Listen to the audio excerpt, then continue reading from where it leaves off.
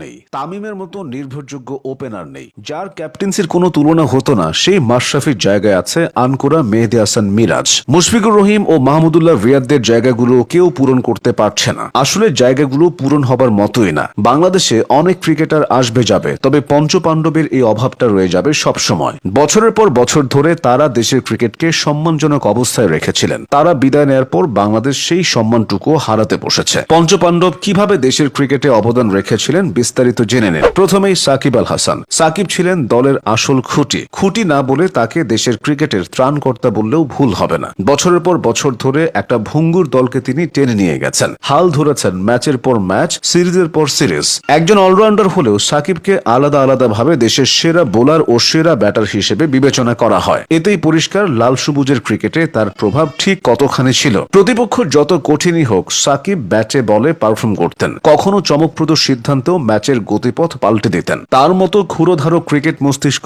বাংলাদেশে নেই বললেই চলে। এমনি তো আর সাকিব বিশ্বসেরা অলরাউন্ডার হননি। আসা যাক তামিম ইকবাল প্রসঙ্গে। ক্যারিয়ারের পরন্ত বেলায় বিভিন্ন বিষয় নিয়ে বিতর্কে পড়লেও তামিম ছিলেন দলের ব্যাটিং স্তম্ভ। ব্যাটিংয়ে বাংলাদেশের যত রেকর্ড তার বেশিরভাগই এসেছে তার হাত ধরে। সর্বোচ্চ রান, সর্বোচ্চ সেঞ্চুরি ও সর্বোচ্চ 50-তে তার নামটাই বারবার উচ্চারিত হয়। ওপেনিংয়ে নেমে তিনি এক পাশ আগলে রাখতেন, ইনিংসটাকে যতটা সম্ভব লম্বা করতেন। এতে করে তখন হুড়মুড়িয়ে উইকেট পড়ার প্রবণতা তৈরি হতো না। তামিমের স্লো খেলা নিয়ে মাঝে সাঝে সমালোচনা হলেও দলের প্রয়োজনে তিনি দ্রুত রানও তুলতেন। ক্যারিয়ারের শুরুতে অতি আক্রমণাত্মক ব্যাটিং দিয়ে হইচই ফেলে দেওয়া তামিম পরে পরিণত হয়েছেন। তার সময়কালে বাংলাদেশের ওপেনিং জুটি নিয়েও চিন্তা করতে হতো না। একটা সময় চিন্তা করতে হয়নি ক্যাপ্টেন